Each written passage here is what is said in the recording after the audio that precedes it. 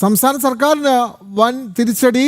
ഇടുക്കിയിലെ പട്ടയ നടപടികൾ ഹൈക്കോടതി സ്റ്റേ ചെയ്തു. ഇടക്കാല ഉത്തരവിലെ മാർഗനിർദ്ദേശങ്ങൾ പാലിച്ചോ എന്ന് ചീഫ് സെക്രട്ടറി ബോധ്യപ്പെടുത്തണമെന്ന് ഡിവിഷൻ ബെഞ്ച്.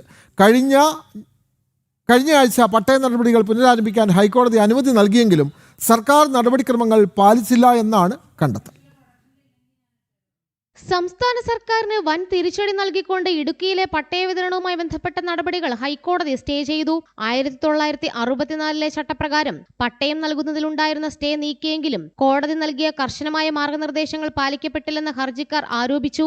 ഇടുക്കിയിൽ 1000-ലധികം പട്ടയങ്ങൾ ഇത്തരത്തിൽ നിയമം ലംഘിച്ച് വിതരണം ചെയ്തതായും ഹർജിക്കാർ ഹൈക്കോടതി അറിയിച്ചിരുന്നു. തുടർന്ന് പട്ടയ വിതരണത്തിൽ ഹൈക്കോടതി ഉത്തരവിലെ നിർദ്ദേശങ്ങൾ പാലിച്ചിട്ടുണ്ടോ എന്ന് ജസ്റ്റിസ് അനിൽ കെ നരേന്ദ്രൻ അധ്യക്ഷനായ ഡിവിഷൻ ബെഞ്ച് സർക്കാരിനോട് ചോദിച്ചു. പട്ടയ വിതരണ നടപടികൾ ആരംഭിച്ച ഓരോരുത്തരുടെ കാര്യത്തിലും കോടതി നിർദ്ദേശങ്ങൾ പാലിച്ചിട്ടുണ്ടോ എന്ന കാര്യം ചീഫ് സെക്രട്ടറി ബോധ്യപ്പെടുത്തണമെന്നും ഹൈക്കോടതി നിർദ്ദേശിച്ചു.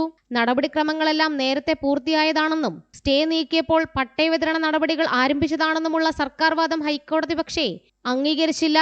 തുടർന്നാണ് പട്ടയ വിതരണവുമായി ബന്ധപ്പെട്ടുള്ള എല്ലാ തുടർ നടപടികളും ഡിവിഷൻ ബെഞ്ച് സ്റ്റേ ചെയ്തത്.